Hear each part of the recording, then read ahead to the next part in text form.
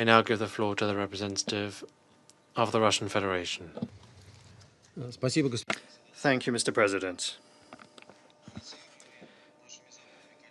The meetings on Ukraine that our Western colleagues requested follow the same fairly primitive template. Russia is accused of strikes on Ukrainian cities, and they try, without evidence, to assert that the targets of the attacks were allegedly civilian objects, ignoring the fact that during our strikes, civilian casualties are caused exclusively by falling shrapnel from missiles and drones that are shot down, or directly by Ukrainian air defense missiles that have gone off course. And the reason for that is also well known. The deployment by Ukraine of missile defenses in residential developments in violation of the basic norms of IHL, and yet targeted Ukrainian attacks involving missiles and drones on civilian objects on the territory of Russia are deliberately ignored. This is the ham-fisted formula that our Western colleagues and again, they seem to be filling up the room today like sardines. They could long ago have trained an AI to follow this scheme when writing their generic statements, given how inhuman and detached from reality it is. And perhaps they're already doing that, since there's nothing new that goes beyond this template that we've heard today. My response to these accusations today is probably also not going to contain anything new. Yes, we did indeed, in the night between the 27th and the 28th of August, in pursuit of the aim of demilitarizing Ukraine, strike objects that relate to the military-industrial complex of that country. As was announced today by the Ministry of Defense of Russia, 62% of the key military enterprises of the military-industrial complex of Ukraine have been damaged. The group missile and air strike targeted in particular military airfields, Air Force arms depots, hangars, airport aprons, and other transport and energy nodes in a number of Ukrainian oblasts. In Kiev and Kiev Oblast, the main targets were companies of the military-industrial complex, including the factories Artyom, Kievsky Radiozavod, Spetsoboronmash, Slavutich, and Ukrspets Systems. They were directly involved in the development and production of various forms of UAVs, and they have capacity for the repair and production of radar stations, fire control systems, and UAF communications equipment, as well as UAF assembly lines and warehouses. At the same time, the Kiev regime, as in the past, shamelessly and criminally used the tactic of a human shield by putting these enterprises of the defense complex, air defenses and electronic warfare, near residential developments and densely populated areas of cities. And so it's no surprise that once again, Ukrainian air defense missiles hit residential districts. And that was the reason for damage being caused to the buildings of the UK and EU missions, and also the death of civilians in partially destroyed residential buildings. However, these victims were not only not forcing the criminal regime to, at long last, remove air defenses from military enterprises from residential districts, but are actually being used by them as a tool for political manipulation. Every such tragedy is intentionally whipped up to blame the deaths of Ukrainian civilians on Russia, to appeal to Western sponsors and international donors, to demand the introduction of new sanctions, and to angle for new arms deliveries. And that happened today as well. Before our eyes, with the complicity of Western members of the Security Council, the lives of the civilians of Ukraine have been turned into a bargaining chip, and human suffering is becoming a way to achieve mercenary foreign policy goals. In light of the irremediable hypocrisy of our Western colleagues and their reluctance to expose the true reason for people dying, Ukrainian citizens have long ago figured out what's going on. They quickly understood that the danger for them was coming from the Ukrainian air defense systems and not Russian strikes. You don't believe me? Well, just read Ukrainian social networks. There, people have for a long time been warning one another about the deployment of air defense and military enterprises near their homes, and making fun of you, Western colleagues, and your awkward attempts to cover for the criminal Kiev regime.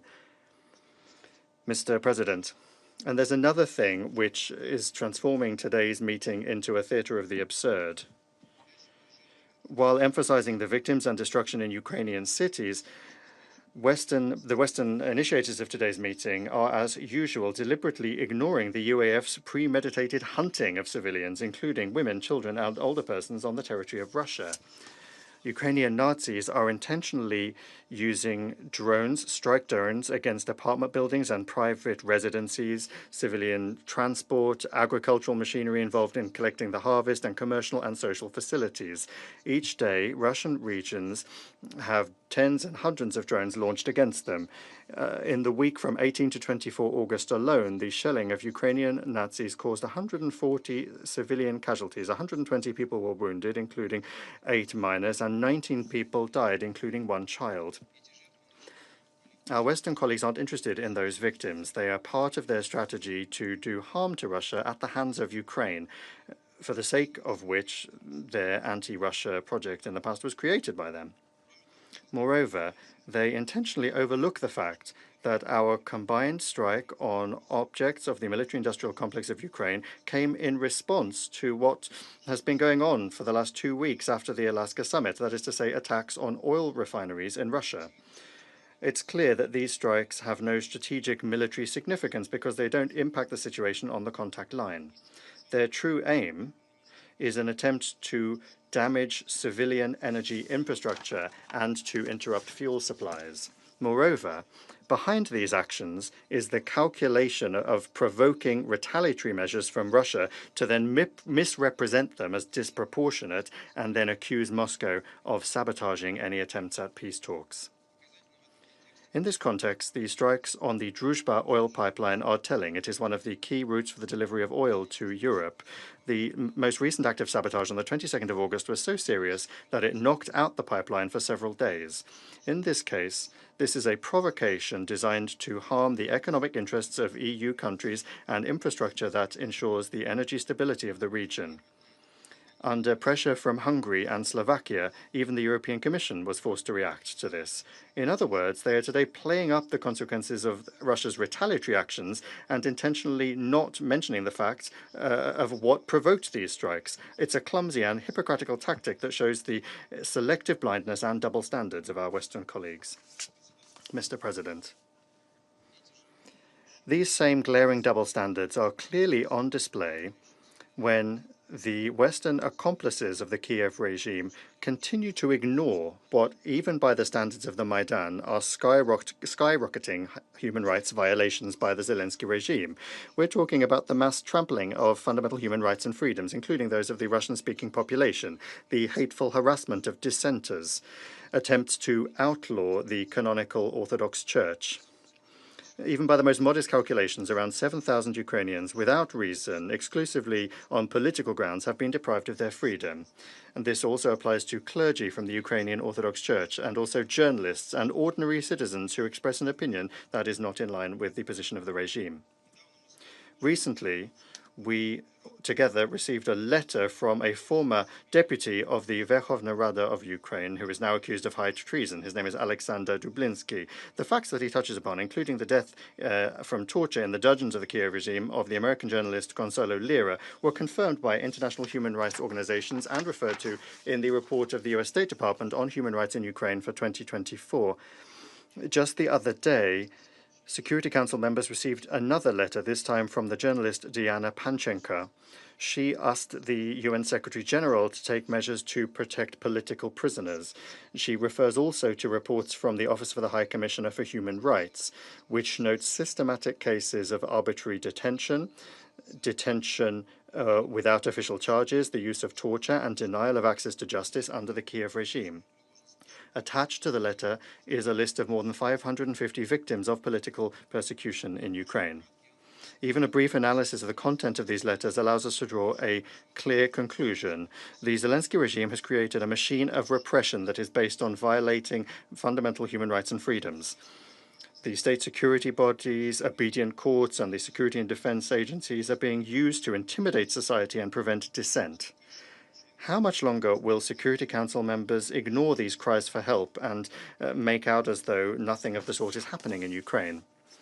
And how much longer will the Western sponsors of the Kiev regime ignore the glaring evidence of rampant corruption among the elite of the Zelensky regime? At the beginning of the week, several Western media outlets reported that a former investigator of the National Anti-Corruption Bureau of Ukraine that had fled to Europe managed to bring with him several thousand pages of internal documents that exposed corruption schemes in the highest echelons of the Ukrainian authorities. Yelena K., whose surname is not provided, led a task force tracing offshore assets. The selectively published purchase and sale agreements and information from bank transfers indicates that Zelensky and those close to him used an extensive network of shell companies to launder illegal income and subsequently to purchase elite real estate abroad. And we're talking about an amount of more than $1.2 billion. And hundreds of properties, including in Spain, the UK, France, and Italy. I'm confident that this is just the tip of the iceberg, but that too is something that in the West they try to turn a blind eye to. Do you really not understand that by keeping afloat such rotten, corrupt, and misanthropic regimes, you are undermining what is left of your reputation in the world?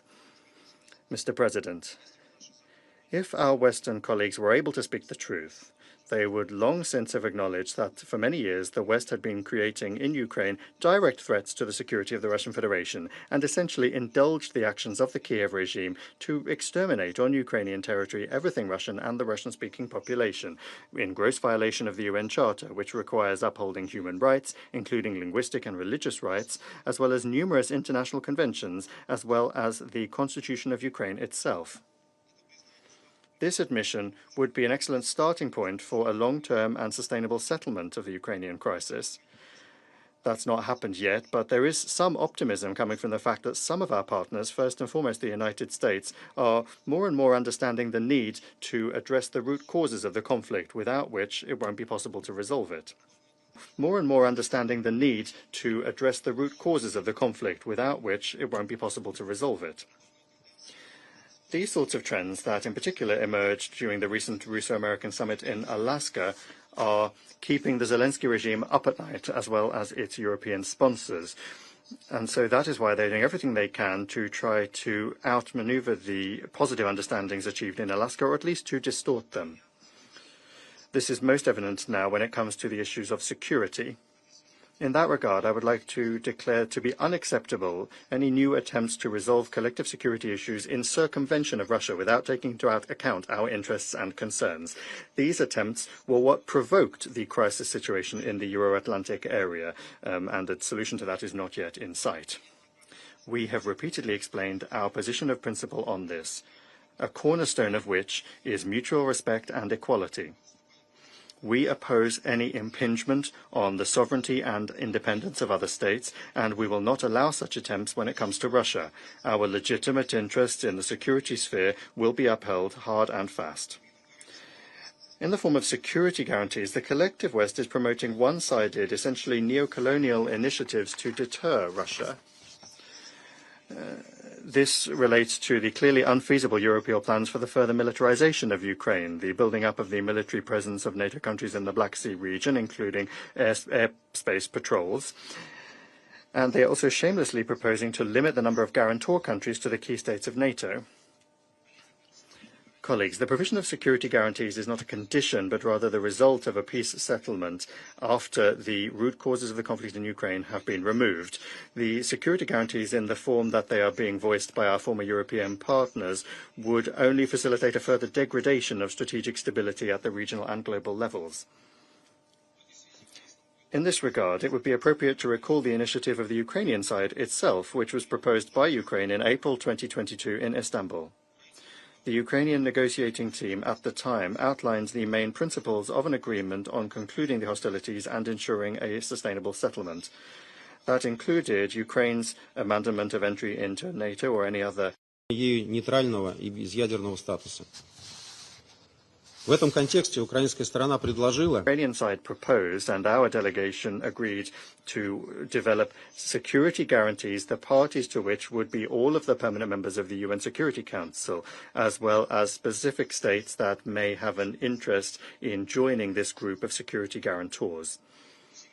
It is evident that Kiev's proposal presupposed that those guarantees would be equal and the security of all interested parties, including Ukraine's neighbors, would be ensured on an equal, indivisible basis. We supported that option. The document was initialed and we were prepared to sign an official treaty. We understand it now as well, and we are prepared to consider it.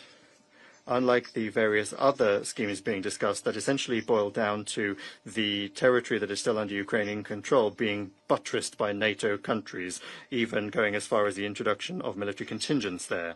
For Russia, that is absolutely unacceptable because it could lead to an uncontrolled escalation of the conflict with unpredictable consequences. Those that advance such ideas are not interested in resolving the crisis, rather they want to perpetuate it, possibly through a temporary freeze.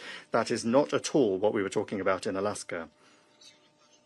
We also note many attempts to distort the idea of holding a Russo-Ukrainian summit and assertions that Russia is allegedly not prepared to do so.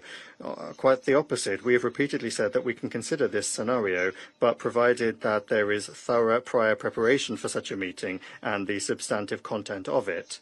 Otherwise, it would simply not have any meaning. We do stand ready to work in any formats with the understanding that that should be in good faith and honest. A possible Russo-Ukrainian high-level meeting could draw up mutual agreements that are based on well-understood steps and measures following the Alaska summit. However, what can we talk about really if Zelensky is publicly saying that he does not, for example, want to discuss the question of territory, in so doing throwing down the gauntlet to President Donald Trump, who openly said that that should be the subject of negotiations? The head of the Kiev regime has also clearly stated that no one can ban Ukraine from joining NATO, which also runs counter to what was said by President Trump. Zelensky also is not intending to repeal the laws that essentially ban the Russian language, destroy Russian culture, education, Russian language media, and the canonical UOC. If the expired Ukrainian president is not prepared for these discussions and in general does not want to make any compromises, which he has repeatedly highlighted over the past 10 days, then it's not entirely clear why he is insisting on a meeting with Russian President Putin.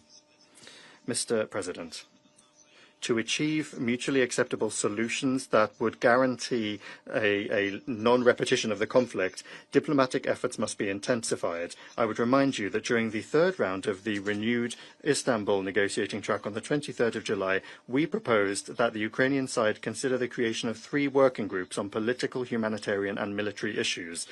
We believe that this would allow us to more specifically consider the agenda items, and that could be useful in terms of bringing our positions closer together and achieving a settlement of the Ukrainian crisis.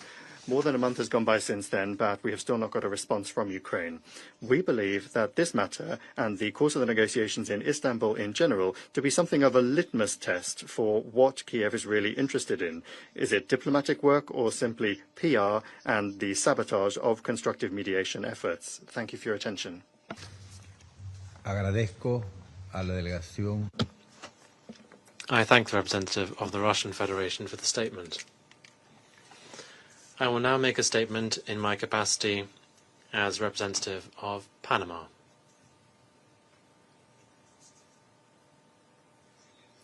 Your Excellencies, distinguished colleagues, we would like to thank ASG Yencha for participating in this meeting and also for his detailed briefing on the security situation in Ukraine.